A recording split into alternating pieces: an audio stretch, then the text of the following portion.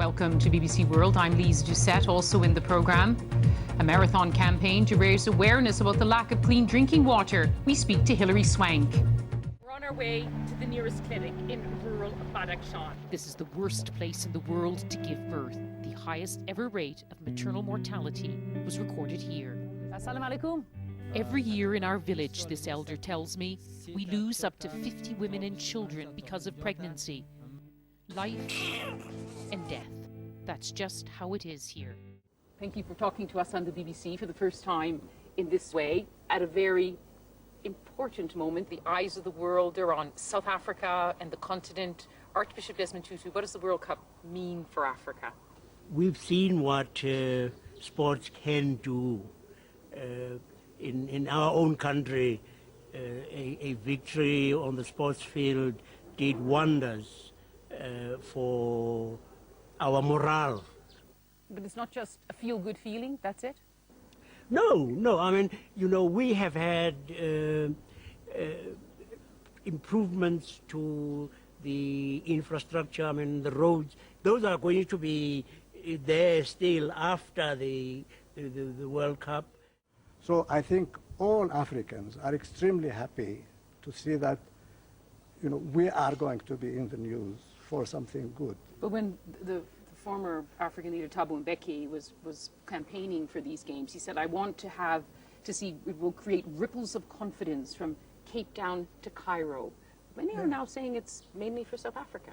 When we won the bid from from that moment on, we said this is not just for South Africa. But Archbishop Tutu, Kofi Annan mentions, the one magical day. Remember back in 1995 when Nelson Mandela put on the Springbok jersey, which was the rugby team that was a symbol of Afrikaner nationalism.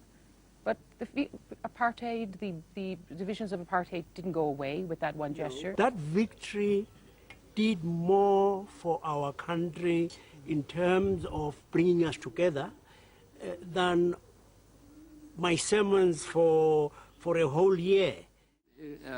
Here, because of that, I have to go to do that job in my country. And next time, I will to say we have a quota, we have a, comparing with that year, we have this kind of success. Well, there's a lot of women who are going to hold you to account, sir.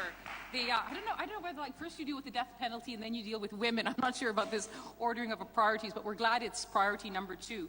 And I think what Seema Samar mentioned in her comments about the 25% quota for women in the Afghan parliament. And I know some women here do feel uneasy about the quota because sometimes it can end in tokenism. But as I mentioned earlier, in Norway, it is certainly, when Norway said 40% of the boardroom has to be women, everyone said, oh, don't be so stupid. But in fact, it is working. It's working in Afghanistan too. But I want to bring in our next speaker because my sources tell me that our next speaker actually doesn't agree with quotas.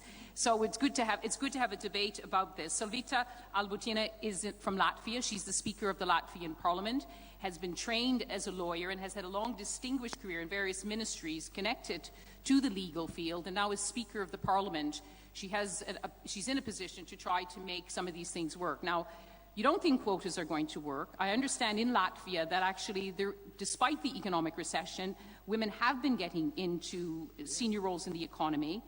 But what has worked and what has still to be done? Thank you, Madam Chairperson, for your question. The President was clearly moved and angered by what he heard. When he rose to leave, I called out to him. Do you accept the official American account that only one American soldier was involved in these killings?